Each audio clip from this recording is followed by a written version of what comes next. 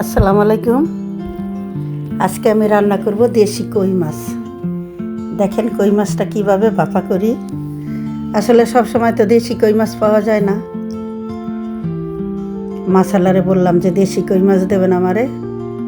অনেক দিন পর দেশি কই মাছ আনলো, সেই জন্যই পাইলাম কই মাছটা। পেঁয়াজ দিলাম, এখন তেল দিলাম পরিমাণ মতন। আমি এই কই মাছটা কিভাবে ভাপা করি দেখেন, ঠিক এইভাবে আপনারা একদিন করিয়া খাবেন।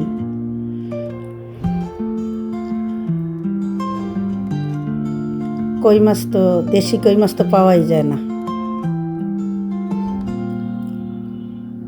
এটা আমাদের বরিশালের ঐতিহ্য রান্না, আমি মনে করি। এই রান্নাগুলো সবাই করে না এইভাবে।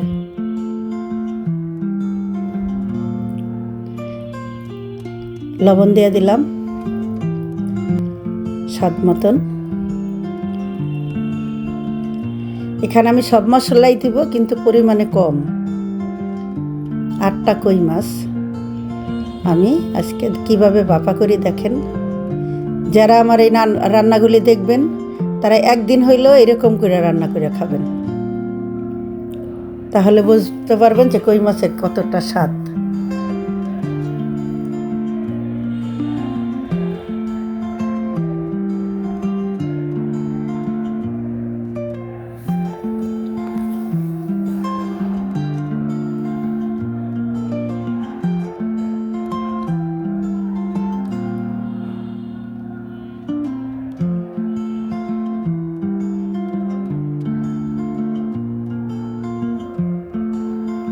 এক চামচ মরিচের গুঁড়া দিয়ে দিলাম,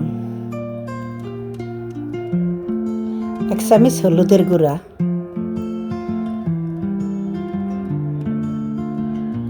আদা বাটা দিয়ে দিলাম 1 চামচ,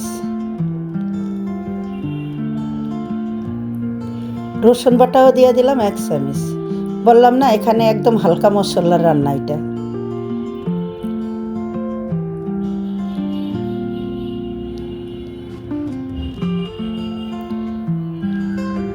এখানে দিয়ে দিলাম বাটা, কাজু বাদাম বাটা দিলাম। আমরা তো সবসময় রান্না করি হলুদ মরিচ দিয়া। তারপরে দিব আমি 2 চামচ শস্য বাটা দিলাম, কাজু বাদাম বাটাও দিলাম, শস্য বাটাও দিলাম। এটা দিলে কি হয় জানেন, ঝোলটা খুবই টেস্ট লাগে, ভালো লাগে।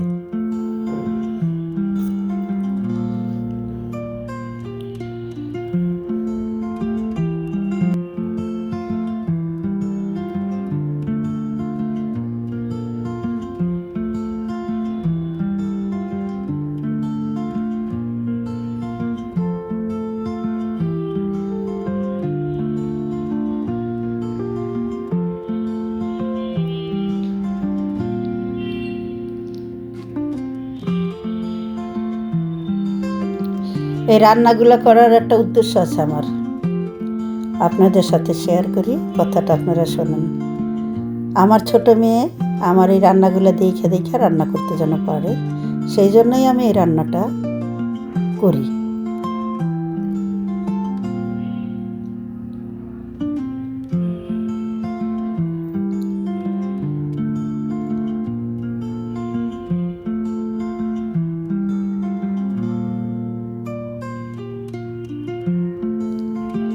এই কই মাছগুলি কিন্তু আমি কাঁচা রাখছি, হালকা কেঁচা দিয়ে দিছি, মানে ভাজলাম না। আপনারা যখন তরকারি দিয়ে রান্না করবেন কই মাছ, একটু হালকা ভাজা দিয়ে নেবেন।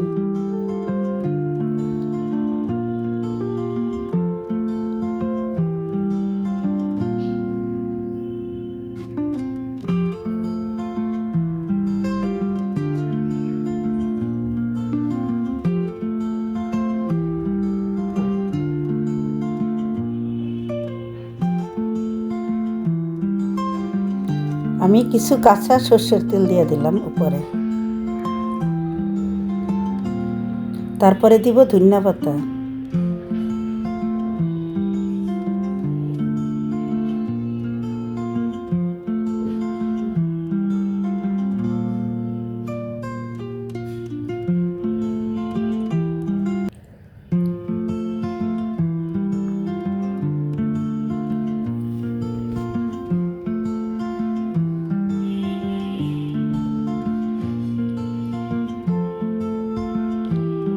দেখেন কিভাবে তেল উঠছে।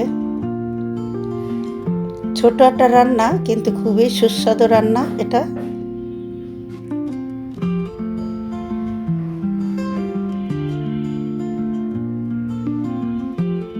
হয়ে গেছে আমার রান্না।